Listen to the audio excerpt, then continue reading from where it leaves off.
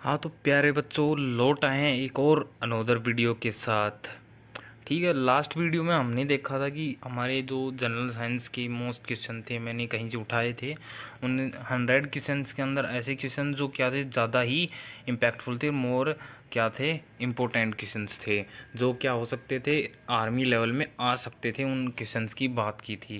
तो ठीक है, इस अभी क्या हो रही है, यहाँ पे रैली हो रही है। 1 महीने के बाद क्या हो जाना है, एग्ज़ाम हो जाना है। तो एग्ज़ाम के लिए हम क्या करें, यहाँ पे तैयारी करवा रहे हैं। लास्ट टाइम मैंने ऐसे 100 क्वेश्चन उठाए थे, और अब की बार मैं लेके आऊँ टॉपिक वाइज क्वेश्चन लेके आ रहा हूँ। ठीक है, तो इस टॉपिक में हम कोशिका के बारे में पढ़ेंगे।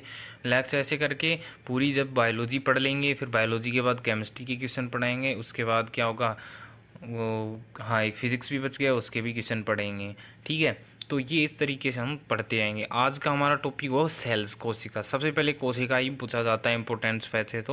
वैसे तो कुछ भी पढ़ सकते हो। स्टार्टिंग में वनस्पति से पढ़ना स्टार्ट होता है, लेकिन कोशिका के क्वेश्चन लगभग क्या होते हैं, ज़्यादा आते हैं। इसलिए मैं क्या करता हूँ, ये वाला क्वेश्चन बता रहा हूँ। और हाँ, अगर आपने हमारी 100 क्वेश्चन वाली ना देखी हो वीडियो, तो आप वीडियो के लास्ट में उसको देख पाएंगे, या फिर हमारे यूट्यूब चैनल की वीडियोज़ ऑप्शन में जाके वहाँ से देख लो। और हो सके तो मैं उनकी एक प्लेलिस्ट अलग से बना दूंगा। उस प्लेलिस्ट में आप जाएंगे और वहाँ से आप देख लेंगे। जो आप वो अगली वीडियो में प्लेलिस्ट में डिस्क्रिप्शन के अंदर भी डाल दूंगा। तो ज़्यादा कुछ ना बोलते हुए शुरू करते हैं कि एक छोटे से इंट्रो के बाद में।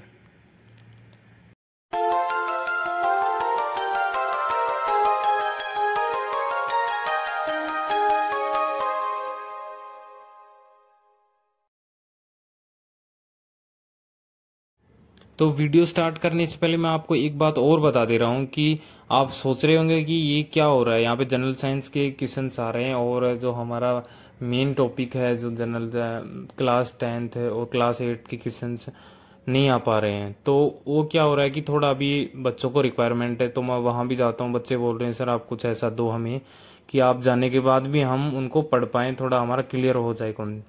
तो इस चक्कर में मैं क्या करवा रहा हूँ, उनको पहले क्लियर करवा रहा हूँ। अब धीरे धीरे क्या करेंगे, सबको साथ में लेके चलेंगे।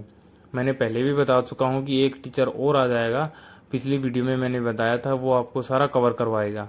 लेकिन अभी वो उसका अभाव है, थोड़ा टीचर में अच्छा गुड़ा बढ़िया वाला टीचर ढूंढने में थोड़ा व्यस्त हूँ। तो इसी वजह से थोड़ा लेट भी हो गया वीडियो, और कुछ इशू हो गए थे मोबाइल वगैरह के, तो उस चक्कर में भी लेट हो गया है। तो अभी आप चिंता मत कीजिए, ये वाली वीडियो देख लीजिए। इससे वैसे भी आपके बढ़िया थोड़ा नॉलेज भी इंक्रीज होगा। अभी क्या हो रहे हैं, जैसे इसी टाइम इसी से सेशन के अंदर, मतलब कहने का मतलब हुआ इसी दौरान होते हैं, जो क्या करते हैं कॉन्टेस्ट वगैरह करवाते हैं। ठीक है, तो उन पे भी आप फोकस कर सकते हो। जैसे अभी यहाँ पे चला हुआ है साइंस इनोवेशन का चला हुआ है। ऐसे बहुत सारी चीज़ें होती है जिनको आप यहाँ से देख सकते हो। तो इसको अच्छे से देखना वीडियो, उसको बाद रेट भी करना, लाइक करना, और उसके बाद कमेंट ज़रूर डालना कि वीडियो कैसी थी। तो स्टार्ट करते हैं आज की हमारी वीडियो को।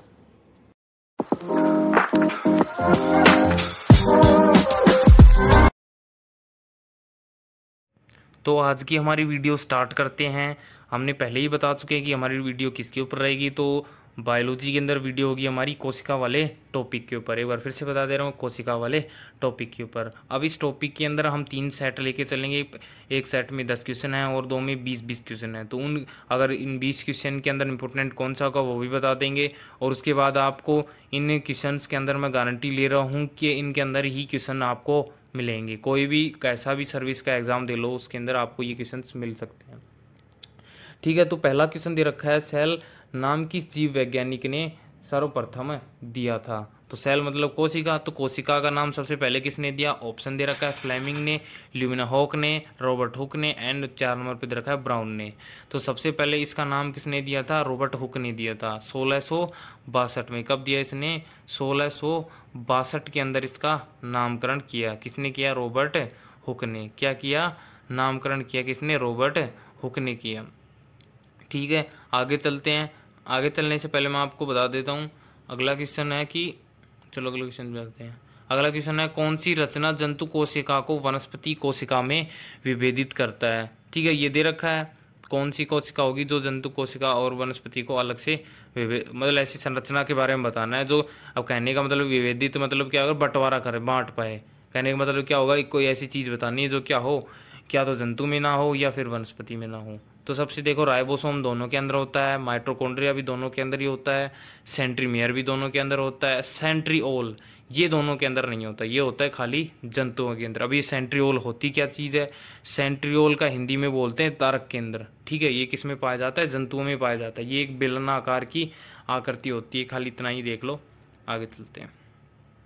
ठीक है, हमारा राइट आंसर है इसका मतलब। नेक्स्ट देखते हैं, कोशिका में राइबोसोम की अनुपस्थिति में निम्नलिखित में से कौन सा कार्य संपादित नहीं होता है। ठीक है, अब राइबोसोम की अनुपस्थिति होगी, इसका मतलब क्या होगा, कौन सा कार्य काम नहीं हो पाएगा। राइबोसोम की अनुपस्थिति में कौन सा काम नहीं हो सकता। देखो सबसे पहले प्रोटीन संश्लेषण, ये तो भाई हो जाएगा। अब ये भी बताएंगे कैसे, कार्बोहाइड्रेट संश्लेषण और उत्सर्जन तीनों हो जाएंगे, लेकिन एक काम नहीं होगा, कौन सा, श्वसन। ये तुम्हारा गलत हो गया, तो कौन सा आंसर आ सकता है, प्रोटीन संश्लेषण आएगा। ठीक है, तो राइबोसोम की अनुपस्थिति में निम्न में से कौन सा काम नहीं होगा, संपादित नहीं होगा, प्रोटीन संश्लेषण। क्यों, क्योंकि ये क्या करता है, प्रोटीन को संश्लेषित करता है, कौन है, राइबोसोम। ठीक है, तो हमारा आंसर ऊपर वाला ना होके, श्वसन ना होके आंसर कौन सा होगा, प्रोटीन संश्लेषण हो जाएगा। ठीक है, प्रोटीन संश्लेषण हो गया। इसको थोड़ा छोटा कर लेते हैं, बड़ा आ रहा है। आगे देखते हैं अब, यदि माइटोकॉन्ड्रिया काम करना बंद कर दे तो कोशिका में कौन सा कार्य नहीं हो पाएगा। तो माइटोकॉन्ड्रिया क्या होता है, एक सबसे पहले माइटोकॉन्ड्रिया की बात करें तो माइटोकॉन्ड्रिया होता है कोशिका का शक्तिग्रह। ये क्वेश्चन भी बन सकता है कि कोशिका के शक्तिग्रह किसे कहते हैं, तो कौन होगा, माइटोकॉन्ड्रिया। ठीक है, अब ये कह क्या रहा है कि यदि माइटोकॉन्ड्रिया काम करना बंद है तो कौन सा कार्य कोशिका में कौन सा कार्य नहीं हो पाएगा। तो सबसे पहले क्या नहीं हो पाएगा, कोशिका का भोजन का ऑक्सीकरण नहीं हो पाएगा। क्यों नहीं हो पाएगा, जो माइटोकॉन्ड्रिया होता है ये क्या करवाता है, ऑक्सीकरण करवाता है, तो भोजन का ऑक्सीकरण नहीं हो पाएगा, क्योंकि ये अपने से एनर्जी देता है। ऑक्सीकरण का मतलब क्या हुआ, हमने पहले भी पढ़ चुके हैं, 10th क्लास के चैप्टर में पढ़ाया था, उसमें बताया था ऑक्सीकरण की चीज़ क्या होती है, हाइड्रोजनीकरण क्या होता है। तो हाइड्रोजनीकरण मतलब क्या होता है, जब कोई चीज़ के अंदर हाइड्रोजन जाके जुड़ जाए, और ऑक्सीजन के साथ क्या होता है, जब ऑक्सीजन जाके जुड़ जाए और दूसरा चीज़ बाहर निकल जाए, तो वो ऑक्सीकरण होता है। आगे देखो, कोशिका का ऊर्जा ग्रह पावर हाउस किसे कहा जाता है। तो ये इंपॉर्टेंट क्वेश्चन है, मैं पहले भी बता चुका हूँ। तो पावर हाउस कौन हो जाएगा, माइटोकॉन्ड्रिया। ठीक है, इसको देख ले चलना, इंपॉर्टेंट क्वेश्चन है। अगला देखो, निम्नलिखित में कौन सबसे बड़ा कोशिकांग है। तो सबसे पहले इसमें देख लेते हैं कौन सबसे बड़ा कोशिकांग होगा, गुणसूत्र। ठीक है भाई, एंड फिर उसके बाद दे रखा है माइटोकॉन्ड्रिया, चौथे में दे रहा है प्लास्टिड्स दे रखा है, और फिर दे रखा है गोल्जिका है। तो भाई गुणसूत्र ये तो छोटे होंगे, बिल्कुल छोटे होंगे भाई, गुणसूत्र सभी जानते हो क्या चीज़ होती है। उसके बाद माइटोकॉन्ड्रिया, ये तो कोशिका का एक छोटा सा भाग होता है। उसके बाद गोल्जिका है, गोल्जिका भी कोशिका का एक छोटा सा भाग होता है। अब ये प्लास्टिड क्या चीज़ आ गई, प्लास्टिड होते हैं हिंदी को इसमें बोलते हैं, हिंदी में इसको लवक बोलते हैं। किस में पाया जाता है, पौधों में पाया जाता है। ये लवक क्या करते हैं, हरा रंग बना दें, तो पत्ती में बहुत ज़्यादा मात्रा में पाए जाते हैं लवक। तो बड़ा कोशिकांग कौन हो जाएगा, प्लास्टिड, जो कि हमारा राइट आंसर है। अगला क्वेश्चन 7 नंबर, कोशिका में प्रोटीन संश्लेषण कहाँ होता है। तो हम पहले भी पढ़ चुके हैं, हमारे पीछे क्वेश्चन आ गया। तो प्रोटीन संश्लेषण कहाँ होगा, राइबोसोम के अंदर। किसके अंदर होगा, राइबोसोम। अब ये संश्लेषण मतलब इकट्ठा हो जाना वहाँ पे जाके। पादप कोशिका का सबसे बाहरी आवरण कहलाता है। सबसे भारी आवरण मैंने बताया होगा, नहीं बताया तो मैं फिर से बता देता हूँ। जो पादप कोशिका के अंदर होता है, बाहर का क्षेत्र जो होता है, जो इसको हम आम भाषा में बोलते हैं छीडे बोलते हैं, वो किससे बने होते हैं, कोशिका भित्ति से बने हुए होते हैं। और ये कोशिका भित्ति क्या होती है, एक निर्जीव पदार्थ से बनी हुई होती है, जो क्या करती है, पौधे को मजबूती प्रदान करती है। तो भारी आवरण कौन हो गया, कोशिका भित्ति। नेक्स्ट क्वेश्चन देखो, कोशिका के निश्चित रूप प्रदान करती है। किन के होगा, शायद मिस स्पेल्ड हो गया होगा। कोशिका किन के निश्चित रूप प्रदान करती है। अच्छा, कोशिका के कौन निश्चित रूप प्रदान करता है, ये दे रखा है, थोड़ा लिख कर रखा है। तो देखो, कोशिका झिल्ली, कोशिका भित्ति, केंद्रिका, गोल्जिका है। तो देखो क्या होना चाहिए, कोशिका भित्ति होना चाहिए। निश्चित भाई क्या होगा, पादप कोशिका में हमने देखा बाहर की तरफ ही रहता है, अंदर तो चाहे कुछ भी भराओ। तो क्या एक निश्चित आकार कौन देता है, जैसे मान के चल लेते हैं, कमरा बनाया हमने, कमरे के अंदर कुछ भी हो सकता है, कुछ भी भाई, मेज हुआ, बेड हुआ, कुछ भी हो सकता है, लेकिन दीवारों से ही तो वो कमरा बना। तो उसका बाहर का आवरण किसकी वजह से कमरा कब कहलाया, जब वो दीवारें खड़ी हुई, उसके ऊपर छत बनी या फर्श तो थी, नीचे जो मिट्टी हो गई उसका कोई मतलब नहीं है, तो दीवारें खड़ी हुई तो उसी की वजह से बन पाया, तो कौन सा हो जाएगा, कोशिका भित्ति। आगे देखते हैं, कोशिका द्रव में उपस्थित महीन शाखित झिल्लीदार नहीं सॉरी जालीदार और अनियमित नलियों का घना जाल क्या कहता है, अंतःप्रद्रव्य का जाली, जाली का अंतःप्रद्रव्य का जाली। ये क्या काम करती है, छानने का काम करती है, ठीक है, मतलब क्या करती है, जो उसको न्यूट्रिएंट्स चाहिए होते हैं वो छान लेती है। तो ये हमारे 10 क्वेश्चन हो गए हैं। अब अब देखते हैं, अगला देखते हैं 11 वाला, प्रोटीन निर्माण का सक्रिय स्थल है। तो प्रोटीन निर्माण कहाँ पे होता है ये पता लगाना है। तो प्रोटीन निर्माण अभी तो हमने देखा भाई, संश्लेषण कहाँ हो रहा था, राइबोसोम में, तो होना भी क्या चाहिए, राइबोसोम में हमारा आंसर होना चाहिए। तो ये बार बार आ रहा है, प्रोटीन संश्लेषण, प्रोटीन का निर्माण बार बार आ रहा है, इसका मतलब आंसर ये आने का लायक है राइबोसोम। कौन सा कोशिकांग केवल पादप कोशिकाओं में पाया जाता है, पादप के अंदर भाई लवक भी पाए जाते हैं, रिक्तिका भी पाई जाती है, भाई खाली जगह होती है अंदर रिक्तिका होती है, जिसको रिक्तिका बोलते हैं, वो क्या मतलब भाई पेड़ तो बहुत चौड़ा होता है, तो क्या कहते हैं भाई, वो जैसे भाई तना हुआ, जैसे कि मैं बना दे रहा हूँ डायग्राम, ये मान लो पेड़ का ऐसे तना है कुछ, ठीक है, तो उसके अंदर कोशिका कैसे बनी होती है, कुछ ऐसे आकार में बनी होती है पेड़ के अंदर, ठीक है, कुछ ऐसे आकार में बनी हुई होती है कोशिका। तो अब जो क्या कोशिका का काम क्या है, इतने में सुलट जाता है, लेकिन ये बाहर वाला हिस्सा भी तो बच गया इधर का, भाई इतने में सुलट गया, तो कौन, एक सेकंड में अच्छे से बना देता हूँ। जैसे ये देखो, ये पेड़ ऐसे करके, अब कोशिका कैसे बनती है, ये इसे बना देता हूँ, बन जा भाई, मान के चलो ऐसे बन रही थी कोशिका। अब उसके अंदर क्या होता है, इतने से भाग के अंदर क्या आ जाती है, वो आ जाती है कोशिका के पार्ट्स आ जाते हैं, लेकिन बाकी जो पार्ट बच गया, कौन सा वाला पार्ट बच गया, ये वाला पार्ट, ये वाला पार्ट जो बच गया बाकी, इसको क्या बोलते हैं, रिक्तिका बोलते हैं, क्या बोलते हैं, रिक्तिका। तो ये रिक्तिका हो गई। अब ये कोशिका भित्ति तो होती है, हम पहले ही बता रहे हैं कोशिका भित्ति कहाँ होती है, जैसे ये पौधे का बाहर का पार्ट है, तो इस साइड में क्या क्या हो जाएगी, रिक्तिका होगी, ठीक है। अब ये रिक्तिका भी होगी, लवक किसके अंदर होते हैं, पत्तों के अंदर होती हैं, तो आपको भी पता है, तो हमारे क्या हो जाएंगे, उपयुक्त सभी आंसर आ जाएगा। आगे देखो, कोशिकीय श्वसन का सक्रिय स्थल है, कोशिकीय श्वसन का सक्रिय स्थल। अब ये कोशिकीय श्वसन किसकी वजह से होता है, तो ये किसकी वजह से होगा, माइटोकॉन्ड्रिया की वजह से। अगर कुछ पूछ लिया जाए भविष्य में कि आप कोशिकीय श्वसन कोशिकीय श्वसन का सक्रिय स्थल क्या है, मतलब कहाँ होता है, तो किस में हो सकता है, कोशिका के अंदर श्वसन, माइटोकॉन्ड्रिया के अंदर। और ये श्वसन के माध्यम से क्या निकालता है, ऊर्जा निकालता है, जिस कौन से, अब ऊर्जा को किसके जो इसके द्वारा जो ऊर्जा निकाली जाती है उसको किस में मापा जाता है, एटीपी में मापा जाता है। आगे देखो, अवर्णी लवक लैकोप्लास्ट मुख्यतः पाए जाते हैं, मतलब किसके अंदर पाए जाते हैं, तो ये अवर्णिक जिनमें कोई वर्ण नहीं होता, कहने का मतलब ये हुआ। तो वर्ण किसके अंदर होता है, पत्तों में भी होता है, बेरंग होते हैं, फूलों के भी होते हैं, तने का भी होता है, जड़ों में नहीं होता, सेम ही रहता है। तो हमारा आंसर है जड़ों की कोशिका में। अगला देखो, फूलों तथा बीजों के विभिन्न प्रकार के आकर्षक रंग प्रदान करते हैं, फूलों और बीजों को विभिन्न प्रकार के आकर्षक रंग प्रदान करता है। पहला देखो, ल्यूकेप्लास्ट, क्रोमोप्लास्ट, क्लोरोप्लास्ट, टोनोप्लास्ट। तो भाई फूलों और बीजों को कौन रंग देता है, क्रोमोप्लास्ट, और पत्तियों को देता है क्लोरोप्लास्ट, ठीक है, ये याद रख लेना। तो हमारा राइट आंसर क्या हो जाएगा, क्रोमोप्लास्ट, जो मैंने पहले टिक किया था। कौन सा राइट आंसर हो जाएगा, ये वाला। आगे वाला क्वेश्चन देख लेते हैं, पत्तियों का हरा रंग प्रदान करता है, पत्तियों को मैंने अभी बात की थी कि कौन करता है पत्तियों को हरा रंग प्रदान, क्लोरोप्लास्ट करता है। तो राइट मार के देखते हैं, भाई बिल्कुल सही है हमारा। आगे देखते हैं, कोशिका की आत्महत्या की थैली कहा जाता है, तो ये देखो किसको बोलते हैं, लाइसोसोम को बोलते हैं, किसको बोलते हैं, लाइसोसोम को क्या बोलते हैं, कोशिका की आत्मघाती थैली, आत्महत्या की थैली बोलते हैं, ठीक है। इसको ऐसा क्यों बोलते हैं, क्योंकि जो कोशिका के अंदर जैसे हमने कुछ भी खाया अपशिष्ट बचता है हमारा, जिसको हम मल के माध्यम से बाहर निकाल देते हैं, वैसे ही क्या होता है कोशिका के अंदर भी जब एनर्जी वगैरह बनाया जाएगा, श्वसन लेगा, तो कुछ चीज़ें ऐसे बच जाएंगी, उनको क्या कर देता है, इस थैली के अंदर डाल दिया जाता है। और इसके अंदर क्या होते हैं, एसिड्स होते हैं, एंजाइम्स होते हैं, वो क्या कर देते हैं, उसको नष्ट कर देते हैं, इसलिए इसको आत्मघाती थैली कहते हैं।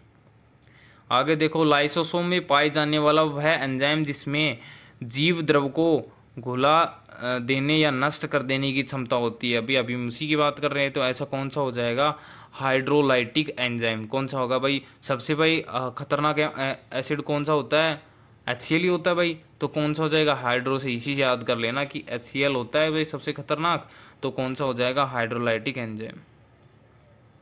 आगे देखो, 80% से अधिक सेल में पाए जाने वाला पदार्थ है। तो सबसे ज़्यादा क्या पाया जाता है इसके अंदर, जल पाया जाता है। किसी भी कोशिका के अंदर सबसे ज़्यादा मात्रा में क्या होता है, वाटर होता है। तो हमारा राइट आंसर क्या हो जाएगा, जल। निम्नलिखित में से किसमें यह मूल अवधारणा प्रस्तुत की थी कि सभी जीव कोशिका के बने हुए हैं। ठीक है, तो सब किसने बताया था, इन चारों में से बताना है। पास्चर ने बताया था, या स्लाइडेन ने बताया था, या रॉबर्ट हुक ने बताया, या टी स्वान ने बताया। ठीक है, तो ये बताया था किसने, स्लाइडेन और टी स्वान नाम के आदमी, दोनों ने मिलकर ये कहा था कि हर कोशिका जीव जो भी होता है, सभी जीवों के अंदर कोशिका प्रस्तुत होती है। तो ये हमारा पहला क्या हो गया, सेट पूरा हो गया। अब चलते हैं दूसरे सेट के ऊपर।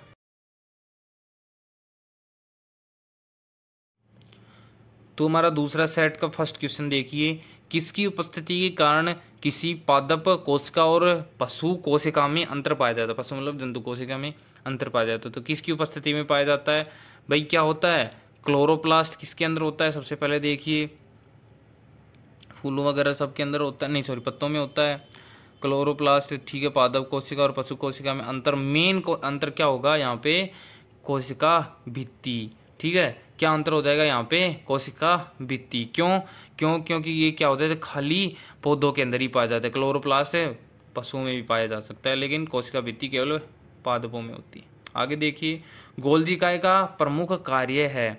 तो गोल्जी काय का सबसे प्रमुख कार्य क्या है, स्रावी, मतलब किसी ना किसी चीज का श्रावण करना, उसको स्त्रावित करना, बहाना। ठीक है, कौन करेगा, स्त्रावी मतलब बहाने का काम कौन करता है, गोल्जी काय। Right answer. अगला देखते हैं, निम्नलिखित में से कौन सा कोशिकांग DNA रखता है। तो मतलब कहने का मतलब किसके पास DNA होता है ये बताना है। तो हमारे पास चार ऑप्शन दे रखा है, सेंट्रियोल, गोल्जी काय, लाइसोसोम एंड माइटोकॉन्ड्रिया। तो होना क्या चाहिए भाई, हमारा हिसाब से क्या होना चाहिए, माइटोकॉन्ड्रिया होना चाहिए। तो चेक कर लेते हैं क्या आएगा, हमारा राइट आंसर क्या है, माइटोकॉन्ड्रिया ही पाया जाता है। तो आंसर क्या होगा इसका, माइटोकॉन्ड्रिया। ठीक है, तो ऐसे क्वेश्चन आप पहली बार देखा हो क्या पता, तो यहाँ से कर सकते हो, देख लेना।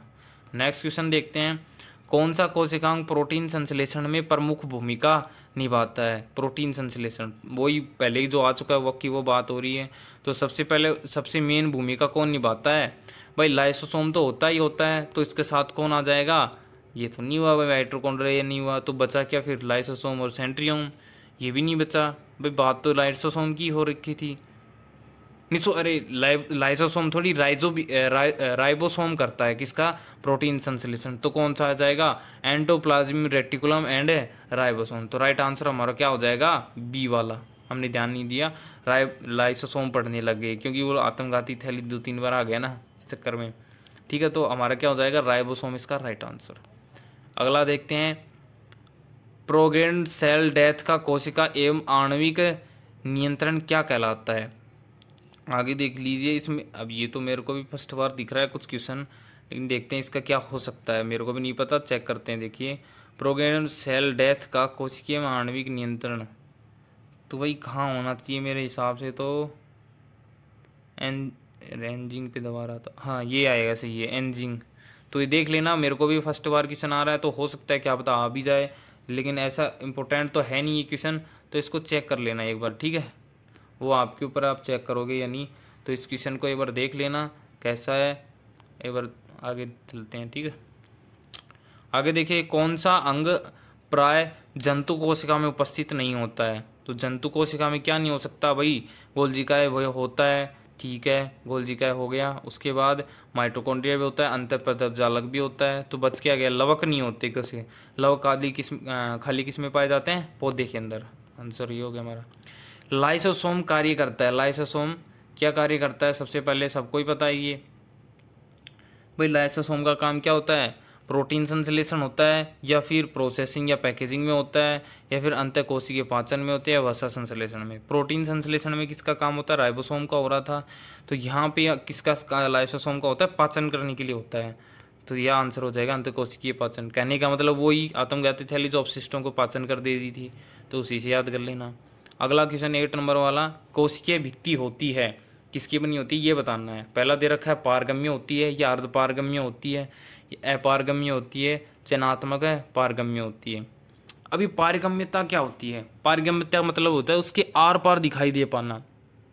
ठीक है, तो भाई क्या कोशिका भित्ति के आर पार दिखाई दे सकता है? नहीं दे सकता। होना तो क्या चाहिए था? अपारगम्य। लेकिन आंसर क्या आएगा हमारा?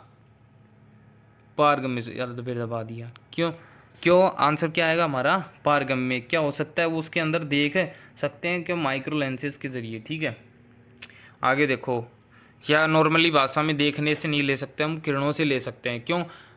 देखने का मैंने वैसे उदाहरण बता दिया था, तो देखने का नहीं होगा यहाँ पे, क्या होगा? किरणों से। क्या आप जब पेड़ पौधे कुछ भी बनाएंगे, क्रिया किसी से क्रिया करके, किसकी प्रकाश संश्लेषण फोटोसिंथेसिस क्रिया करके पौधे को भोजन बनाते हैं, तो किरणें उसके शरीर का नाम है पौधे पादप के अंदर एंटर करेंगी, तो किसके जरिए? इसका मतलब पारगम्यता है उसके अंदर। आगे देखो, माइटोकॉन्ड्रिया का भीतरी वलय कहलाता है।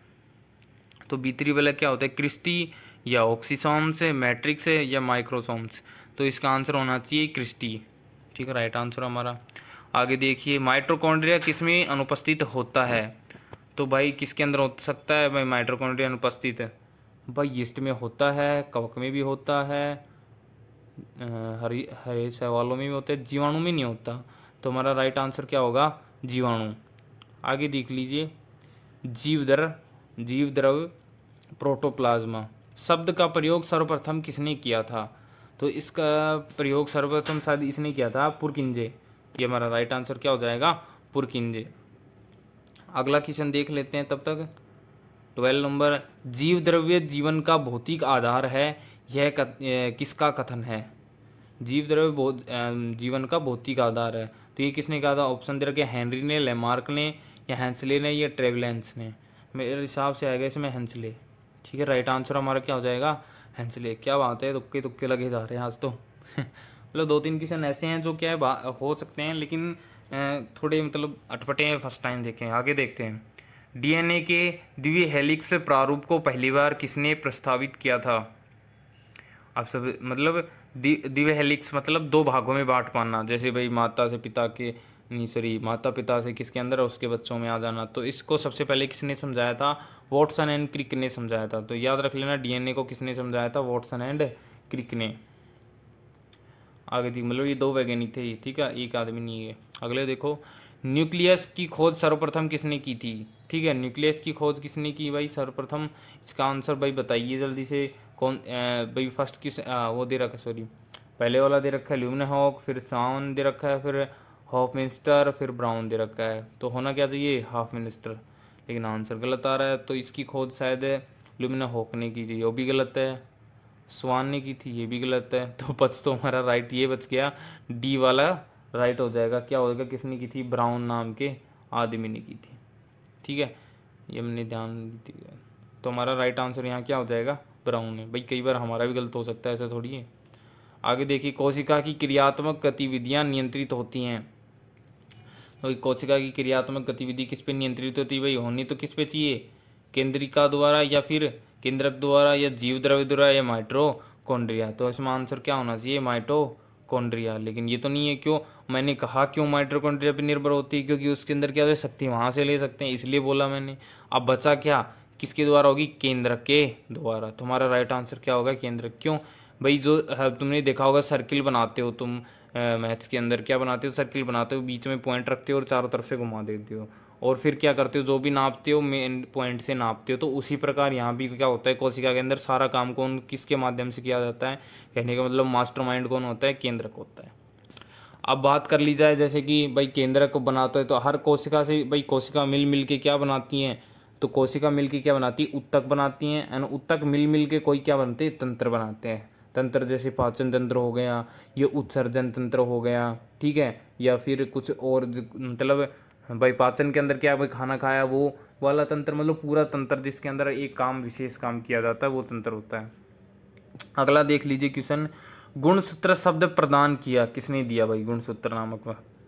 तो ये क्वेश्चन भाई थोड़ा देख लेना कौन हो जाएगा। अरे टच हो गया। इसके अंदर दे रखा है पहला होफ मिनिस्टर वाल्डियर सूटन वैगनर। तो इसमें आंसर तो आना चाहिए वैगनर, ये पता नहीं भाई थोड़ा देख लेते हैं। तो बच कौन गया, वोल्डियर बच गया। तो हमारा राइट आंसर क्या हो जाएगा, वोल्डियर। ठीक है, आगे देख लीजिए, अंतरः प्रद्रव्य जालक की खोज की किसने की, इसकी खोज की थी। तो ऑप्शन में फर्स्ट में दे रखा है सूटन ने, पोर्टर ने, वॉटसन ने या फिर रॉबर्ट्स ने। ठीक है, तो इसकी खोज की थी किसने, पोर्ट्स ने की थी, पोर्टर ने। ठीक है, आगे देखिए, इलेक्ट्रॉन सूक्ष्मदर्शी की खोज की, इलेक्ट्रॉन सूक्ष्मदर्शी यंत्र की खोज किसने की थी भाई। तो इसकी खोज की थी नोलेन रस्का ने की थी। ठीक है, ये हमारा राइट आंसर होगा। आगे देखिए, वास्तविक केंद्र किस में अनुपस्थित होता है। तो किसके अंदर केंद्र का अनुपस्थित होता है, देखिए जीवाणु में होता है या फिर हरित शैवालों में, लवक में, लाइकेनों में। मेरे हिसाब से क्या आना चाहिए, जीवाणु में, और हमारा राइट आंसर क्या है, जीवाणु।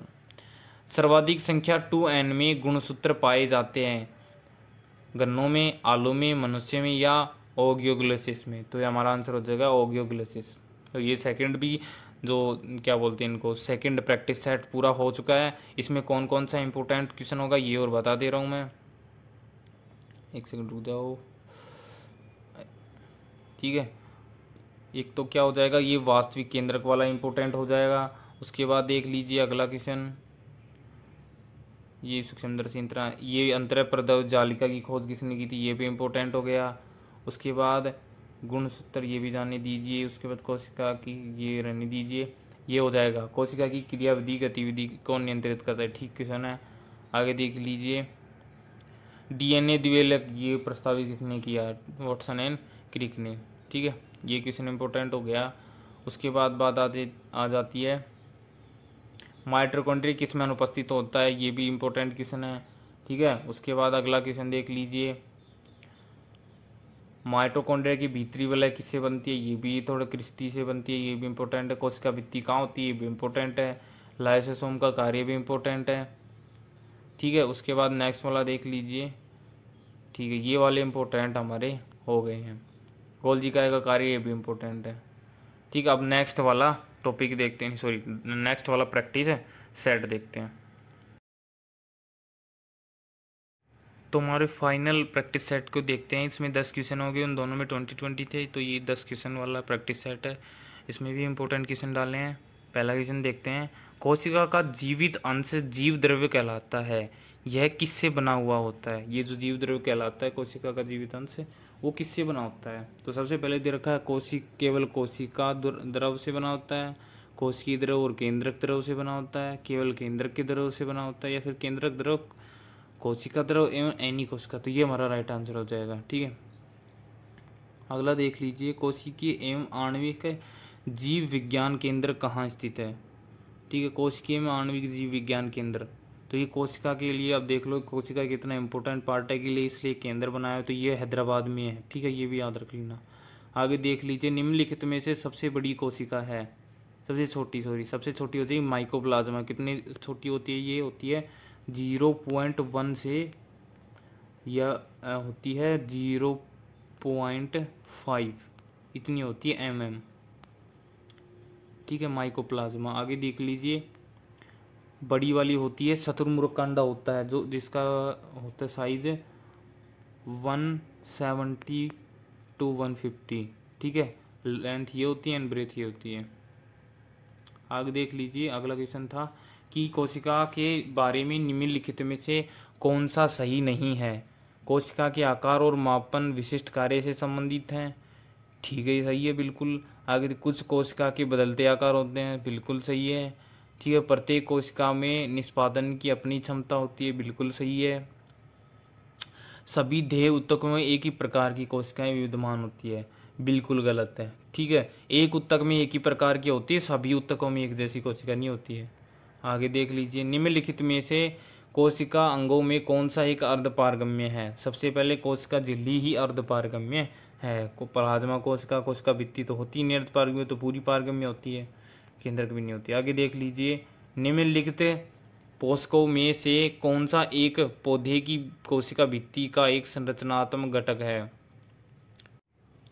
तो इसके चार ऑप्शन दिए हैं, मैग्नीज पोटेशियम की कमी से, या फिर फास्फोरस, या कैल्शियम। तो यहाँ पे पूछा क्या है, कमी थोड़ी पूछी है, पूछा क्या है, निम्नलिखित पोषकों कौन सा एक पौधे की कोशिका भित्ति का एक संरचनात्मक घटक हो सकता है? तो कौन सा हो जाएगा?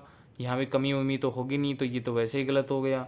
ठीक है, फास्फोरस और कैल्शियम भी नहीं हो, कैल्शियम पौधे में नहीं पाया जाता, तो इसमें फास्फोरस में थोड़ा डाउट है, लेकिन आंसर होना चाहिए मैग्नीज, क्योंकि मैग्नीज सबसे ज़्यादा मिलता है पादपों में। ठीक है, आगे देख लीजिए क्वेश्चन, न्यूक्लियस के बाहर डीएनए कहाँ मिलता है? तो भाई न्यूक्लियस मतलब केंद्रक, केंद्रक के बाहर कहाँ मिलेगा? हमने बताया था कि डीएनए का कहाँ पे काम चलता है, माइटोकॉन्ड्रिया में चलता है, तो राइट आंसर हो जाएगा माइटोकॉन्ड्रिया। कोशिका कला वर्णात्मक पारगम्य होती है क्योंकि यह वर्णित जीव अणुओं से बनी होती है, या फिर यह उच्चतर सांद्रता वाले क्षेत्र में निम्न सांद्रता वाले क्षेत्र की और कुछ पदार्थों का अभिगमन नहीं होने देती। ठीक है, अगला दे रखा है, जैव अणुओं का संचलन केवल विशिष्ट सांद्रता पर होता है। उससे अगला दे रखा है, यह कुछ अणुओं के अंदर या बाहर आने की और संचलन की कोशिका में से होने देती है, जबकि अन्य अणुओं के संचालन को रोक दिया जाता है। ये बिल्कुल राइट आंसर हो जाएगा। तो हमारा राइट आंसर क्या हो जाएगा? डी वाला राइट हो जाएगा। अगला क्वेश्चन हो जाएगा 9 वाला, नाम सेल नाम किस जीव वैज्ञानिक ने सर्वप्रथम दिया था? ये वापस से आ रहा है, रॉबर्ट हुक ने दिया था। अगला क्वेश्चन, कौन सी जंतु कोशिका को वनस्पति कोशिका में विभाजित कर सकती है? फिर से आ गया सेंट्रियोल। ठीक है, तो ये हमारे हो गए, तो ये हमारे तीनों की तीनों प्रैक्टिस सेट पूरी हो गई। पहले में 20 थे, दूसरे में 20 एंड तीसरे में 10 क्वेश्चन थे। इस मेरे हिसाब से ये जीडी लेवल, जर्नल लेवल तक ये सारे क्वेश्चन बढ़िया थे, और कोशिका के अंदर जो क्वेश्चन आ सकते थे वो सब इसके अंदर हैं। ठीक है, इन क्वेश्चंस को याद कर लेना, थोड़ा बहुत दोबारा से वीडियो चला के देख लेना। और क्या एक अगले हम क्या करेंगे, अब से हर टॉपिक की एक वीडियो डालेंगे, मैं पहले भी बता चुका हूँ। तो एक कोशिका की वीडियो आ चुकी है, इसके बाद नेक्स्ट टॉपिक की डाल देंगे और हम मार्क भी कर देंगे। शायद वनस्पति की अगली वीडियो होगी वनस्पति के बारे में, क्योंकि वो पहले बताना था। लेकिन कोशिका क्या होता है, इंपॉर्टेंट टॉपिक होता है और इसके बारे में क्वेश्चन भी ज़्यादा पूछता है, इसलिए मैंने इसको पहले बता दिया। ठीक है, तो देख लेना, ये क्वेश्चन थे हमारे यहाँ तक के। और आगे वाली वीडियो देखने के लिए चैनल को सब्सक्राइब कीजिए, बेल आइकन को ऑल पे सेट कीजिए, क्योंकि अगली वीडियो आप मिस ना कर पाएं जिससे। ठीक है, एंड कमेंट करके ज़रूर बताना कि हमारी वीडियो आपको कैसी लगी। ठीक है, बाय, टेक केयर बच्चों, मिलते हैं नेक्स्ट वीडियो में।